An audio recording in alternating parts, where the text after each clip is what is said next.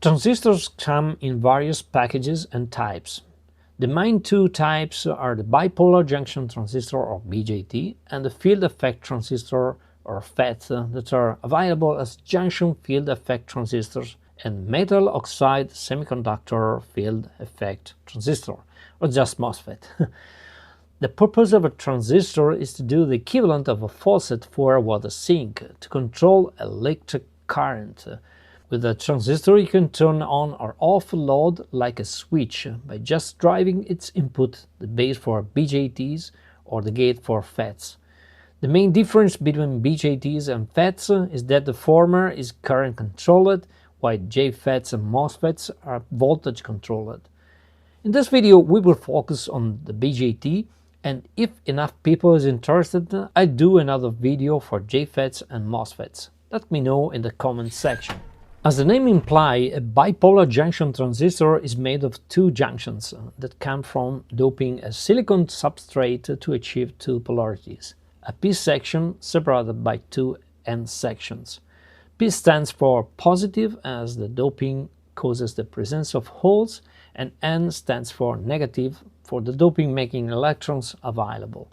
In this presentation I won't go too much into details, so I spare you from talking about atoms, valence bands, holes and quantum mechanics to stick to a more practical approach.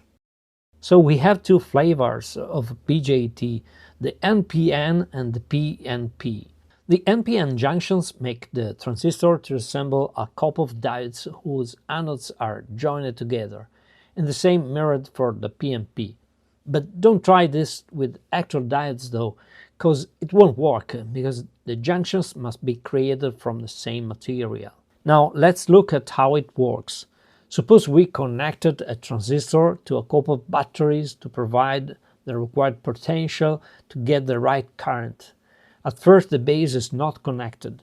In this condition, the junctions are surrounded by a depletion zone where no electrons can pass through. This makes the transistor as if it were an open switch. No current can go through it. As soon as the contact is closed, the battery is connected to the base and a small current can flow through the base emitter junction. This makes the depletion zone to disappear, making the transistor to conduct current across it as if it were a closed switch. And it is a much larger current than the one that goes into the base. In fact, the ratio between the collector current IC and the base current IB, notice the emitter current is the sum of the previous two, gives a factor named beta. This is the gain of the transistor, and this could be as large as 200.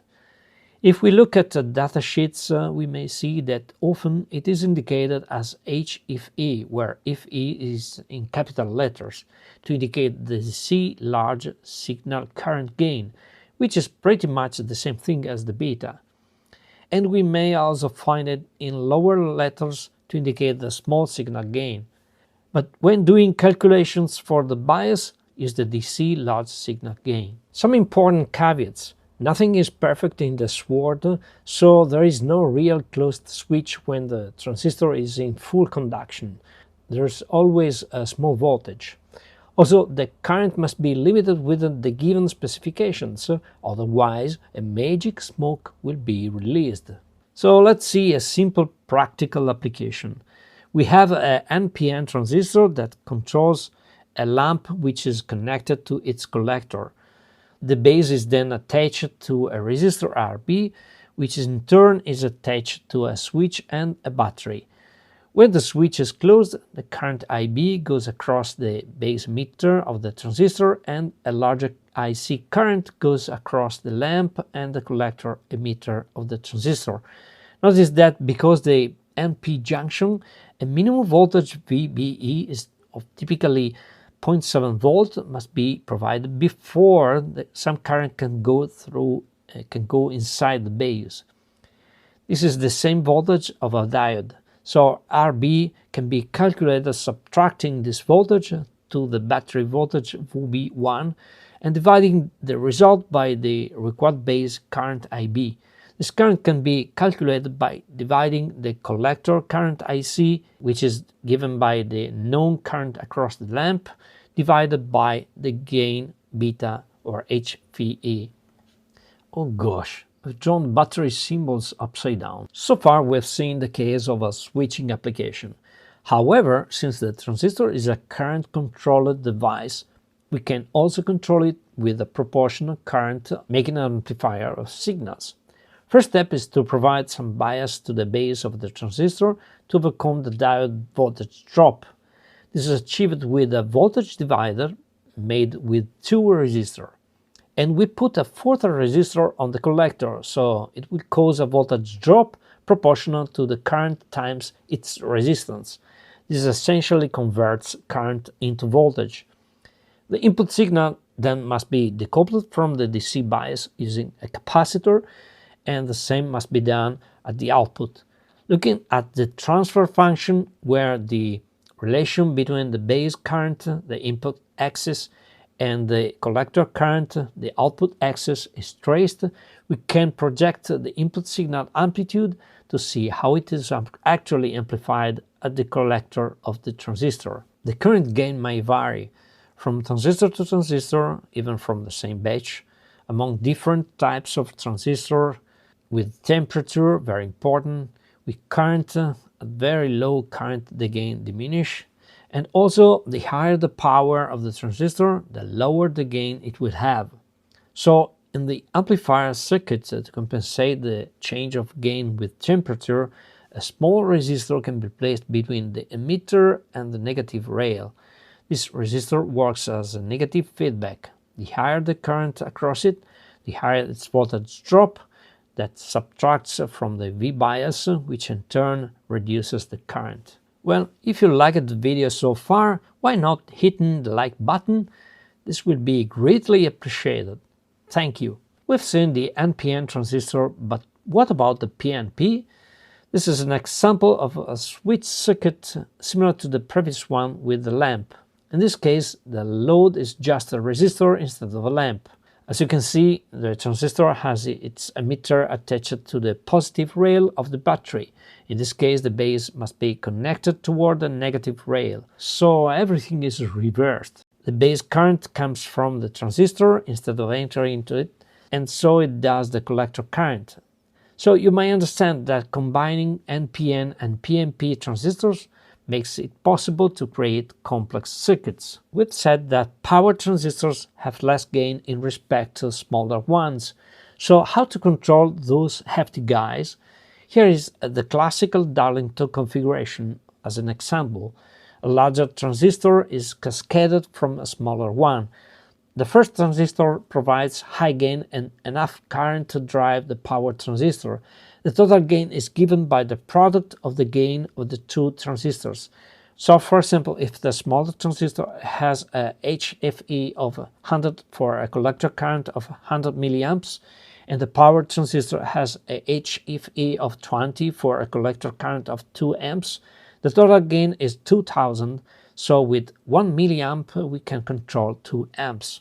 Controlling larger currents is nice to have, however, we must never go beyond the safe operating area of the transistor.